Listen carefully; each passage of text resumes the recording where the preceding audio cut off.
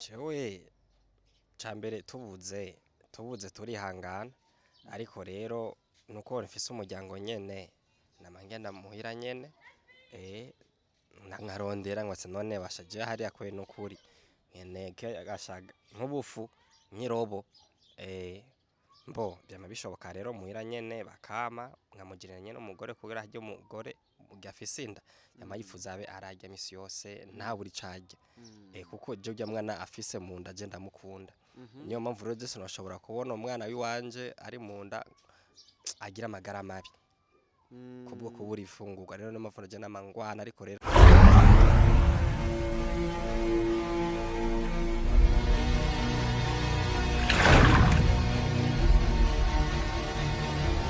Yes, bakunzi ba Inyishu Media, bakunzi ba Gatima gato gato ko gufashisha abandi, bakunzi ba X-Ray bahebi yake here.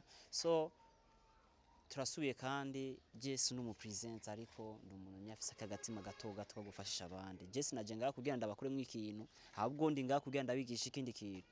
Ya, hamwe uno musi nyene je navuze ati jewe ibikorwa byanje byose nk'umu CEO ngoma ndabihagarike ariko nze guhagarika Kwanza TV ya Inyishu Media. Ku bibazo nakurikiranye kuze nawe ari nyuma ya kamera ariko kenshi sinzi ko mwigize kubona ibiganiro mba nkenda serukira abandi cyangwa gufasha abantu mba ndi kuri kamera kenshi. Uno musi nabonye umutipe nyene mu biganiro mugamvu yiwabo nace ndamusanga ahantu nyene ahora kuteramira twaje tuvuga ati rero reka tuyage twumve ko biga nyene yavugiye hajya kuri TV yacu Inyishu Media ko ari ivyo canke yo baramaya yaramangetengete nuko no bivuga fresh Tom fresh nibiki kumengo bufisa amashavu shavura kera muntu wese shahabwa je vraiment urante ubwoba kuko wewe no bwa mbere unkoresheje ikiganiro kandi ibintu vy'ikiganiro ntavyo ndabikuzi kore wewe ndakubonye nka manager wiwanje ntabwo urante ubwoba kweri sinzi kweri ibintu biza kuvamwo ngasinzi ko ari amahoro canke ari problème sinzi je ndibazuranyibuka neza hageze igihe c'amafaranga cyari gutanga amafaranga kuja gufasha umuntu nabanda bakubitana amakofi kugira iki dufasha umuntu kuko ndaza abarundi benshi bakunda kwicara mu mafaranga ukagenda ukibagira yuko ko amahera turayasiga ibintu byose ubuzima bukabandanya mbega rero ari kiganiro kije ca Sandra ikibazo ca Sandra agenda kizi mbega hoho kimeze gute tubwire bivuye ku mutima tubwire abakunzi bawe abakunzi ba Inyishu Media abakunzi banje bose barabe ico boterera canke nk'ivyumviro cyane cyane bo jecho navuga ikibazo ca Sandra nicoroshe kuvyerekeye ubuzima nyene urazi yuko umuntu bavuga ati ntango iragoye rero iyi ntango je ndimwe je yamaze kunshisha umutwe namaze kubura ico mfata nico ndeka kuko kibazo nyene ca Sandra mbo Sandra araho aratwite arafise inda yiwanje naramupangiye inzu ubu abayeho nyene nkuko nyene yego abaye uko nyene gute dusigurire kugira babimenye kuko ico nzi gusa Sandra ari kiganiro naragikora muri Inyishu Media yaramukoresheje bamwirukanye mbega vyabandanyije kurya nyene kuko twasubiye kuronka feedback twabonye ikindi kiganiro agiye wanyu baramwirukanye naho nyene mbega byace bigenda gute ko mengo mwace mwinjira muri silence yego je Sandra narashaka kumubuza umunsi umwe narashaka kumutelefona turayaga nyene namwe ati Sandra rero ivyo bintu nimba byashitse nka guterinda si byiza ko cyo bishira cyo bijana mu marezo social none mu marezo social bijana kubera iki kuko urondera jewe mwene inda kugira tuyage kugira ndagufasha none ubijinye muri rezo social ushaka gushika kuki kuvuga amajambo make waramubujije ntasubiye kuja mu marezo social yego cyo kino nakashaka kumukimubuza kweri yego atabangariri mu ryambanye vya vrai bari mbanye yawe canke igenda yego ni wanje ni wawe mbega ifisa ameza ngahe kwanza tubimenye hama tuce tubandanye n'ibindi amezane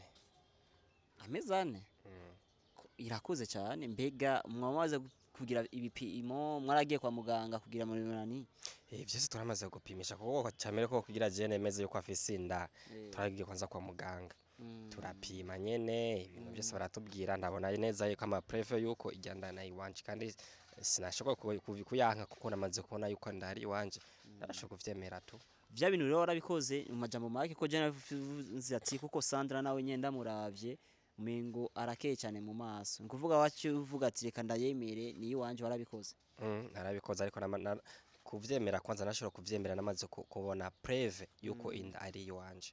Ego rero ama preve narashobora kuyaronka byose, niyo mpamvu navuga ati reka umukobwa vraiment ndamwemere. waramukunze ni kuvuga abakunzi b'inyishu media je sinaje kumubaza vyinshi kuko akasakazi kanje nari kumubwira ati kuze muhe Beni kamera agufate umubazi je naje ngaho ku kibazo nyamukuru ari kibazo wigeze kuvuga ati gufasha kuko ndazi ko ubu buzima buragoye nimba utarabucamwo hari abantu benshi barabuciyemwo barazi kuntu bimeze gutera inda utaravyitegurira. Mbega hoho rero ubu uri mu buzima urafise umukobwa warateye inda, ubuzima bwawe bumeze gute? Shama naje no kuri ubuzima bwanje bumeze nabi, bumeze nabi cyane gose sinovuga kuko hajya urinze uteye inda atakazi ufise n'akazi uba ufise kataragenda neza, urumva yuko ama stress aguma aba menshi. Ego uriteguye gute canke umwana umuvyeyi ubuzima bw'umuvyeyi bwo bumeze gute mu majambo make? sha nukuri cyo ubuzima bumeze nabi, ubuzima bumeze nabi kuko biragoye kubana n'umuntu adafise akazi kameze neza, yovuga ati ngo je mvuye muhira aho namupangiye ngende kurondera amnani ration ngo namuzanire, ivyo bintu kuri we ntavyitega misi yose. Kuko ngiye harimo mbura nindi misi ndonka, ariko urazi yuko mu gihe umuntu adafise akazi yamabura.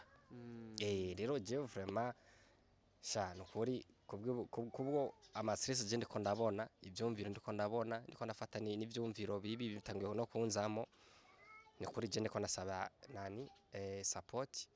support ndazi neza yuko hari abantu benshi bafise umutima w'urukundo, hari abantu benshi cyane baba bagira umutima w'urukundo ariko batabona umuntu bafasha ataraja tuvuge aja jitokeza manake. Okay. Aho nyene urumva je nakurikenya ukuntu uri kwatwishura n'abakunzi banyishu media bakora bikurikirana. Arakajambo bavuze ati rimwe ngenda ari nkagwana nkarondera amahera akarasyo ko muvyeyi nkakabura. Bishise rero ukabura ico gihe umuvyeyi acarara inzara, urumva. Ikindi naco wavuze ati mbega hoho nkeneye ko umuntu adufasha, ari abantu baba bafise ibintu mugabo bakabura abo bafasha. Nawe uri muri abo bantu uriko urasaba ubufasha?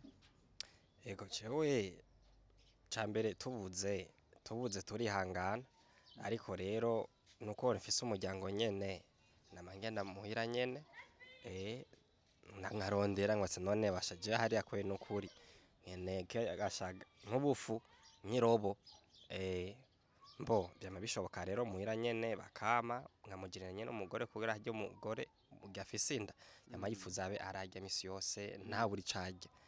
Kuko je urya mwana afise mu nda je ndamukunda, niyo mpamvu rero Yesu nashobora kubona umwana wiwanje ari mu nda agira amagara mabi kubwo kubura ifungurwa. Rero niyo mpamvu je namangwana, ariko rero je naremerewe niyo mpamvu ncangwa ati jewe reka ibintu je byo kwiyemera ndabireke, byo kwitapa ndabireke mvugisha ukuri. Ego nyene support nshuti zanje, abantu bafise umutima w'urukundo vraiment jewe aho ngeze namarira gusa, ni stress gusa. Bo bisaba kwihangana atagafuye nagakira. Ariko rero nk'umugabo amosozi y'umugabo atemba jahe atemba ja munda. Toma twarakurikiranye ibiganiro wagumye ukora, Toma ubu nyene turayaga je mvuye iwanyu twayaze n'umushiki wawe ari ibintu byinshi yatubwiye. Mbega hoho ari amajambo yatubwiye ati ubu Toma yarampangiye inzu, iyo nzu ayipanze ibihumbi 50. Kubera iki wamupangiye inzu y'amahera menshi kandi atakazi ufise? Sha je no kuri mu gisagara biragoye cyambere. Mu gisagara hakweri nukuri nta nzu woronka ngo ya 30,000 canke ya 20,000 canke ya 15,000, nta nzu woronka. Niyo nzu namupangiye ya 50,000 nagashambrete kuko murazi neza yuko ubuzima bwo nga mu gisagara ni ngorane, kandi amazu yo nga mu gisagara arazimvye. Rero sinashobora hajya ngo kwiyemeza inzu ya 100,000 canke ya 80,000 atamara mfise.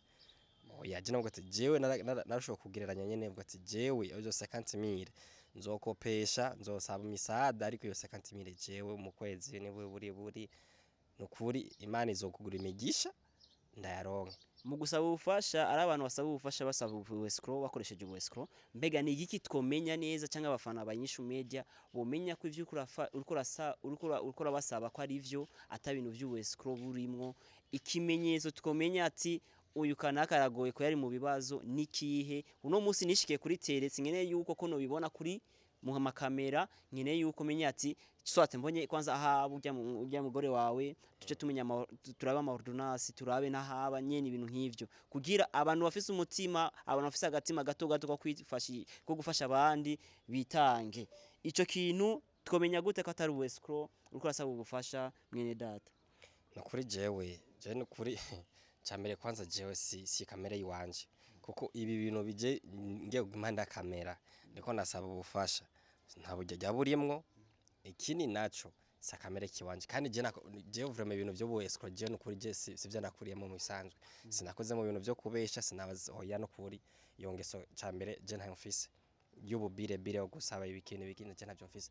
Iki naco je ikintu nyamukuru mwobona yuko ari ukuri cyambere Sandra muramuzi, ca kabiri mugerageje kumubona ukuntu ameze murabona yuko byukuri afise inda.